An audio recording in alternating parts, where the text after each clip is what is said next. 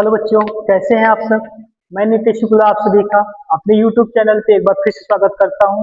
और बच्चों, आज हमारा टॉपिक है टोटल प्रोबेबिलिटी थ्योरम। तो हम लोग टोटल प्रोबेबिलिटी थ्योरम के बारे में डिस्कस करेंगे।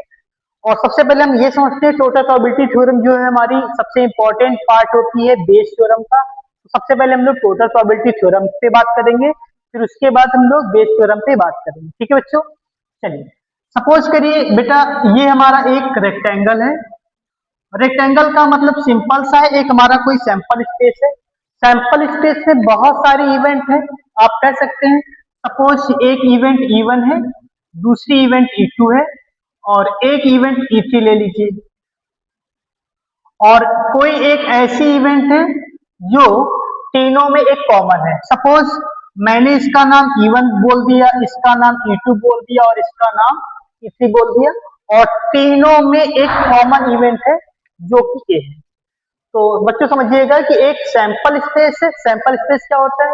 सैंपल स्पेस वो होता है जो बहुत सारी इवेंट से मिलकर बना होता है। तो सबसे पहले E1, E2 और E3 तीन इवेंट हमने लिए हैं।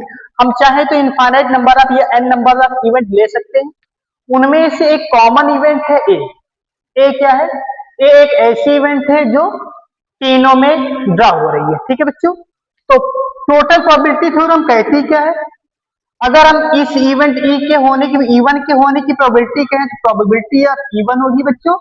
और अगर इस इवेंट की कहें तो प्रोबेबिलिटी ऑफ E2, और इस इवेंट के लिए बोले तो प्रोबेबिलिटी ऑफ E3 होगी। ठीक है, अब टोटल प्रोबेबिलिटी थ्योरम क्या कहती है? टोटल प्रोबेबिलिटी थ्योरम मतलब ए एक ऐसी इवेंट जो तीनों में ड्रा हो रही है। तो तीनों में ड्रा होने के लिए इस इवेंट की कंप्लीटली कितनी टाइप से ये ड्रा हो सकती है, मतलब घटित हो सकती है।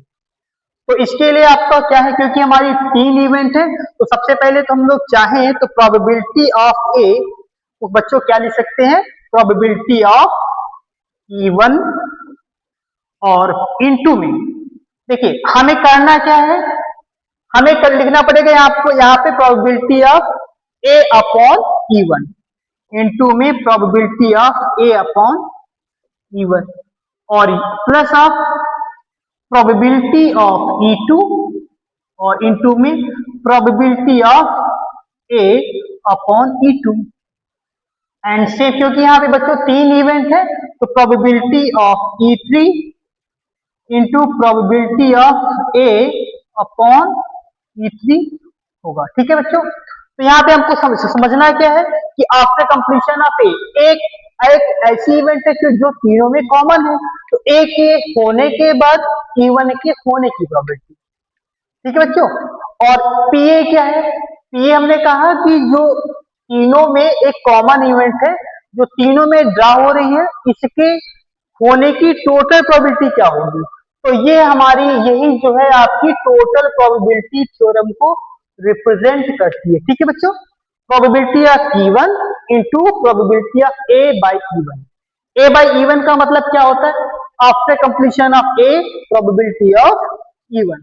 तो ए के होने के बाद E1 के होने की प्रोबेबिलिटी और ए के होने के बाद प्रोबेबिलिटी ऑफ E2, E2 के होने की प्रोबेबिलिटी, और सेम ऐसे ए बाई E3 मतलब ए के होने के बाद E3 के होने की प्रोबेबिलिटी। ठीक है बच्चों, नेक्स्ट वीडियो में देखेंगे हम बाइस थ्योरम। ठीक है, चलिए।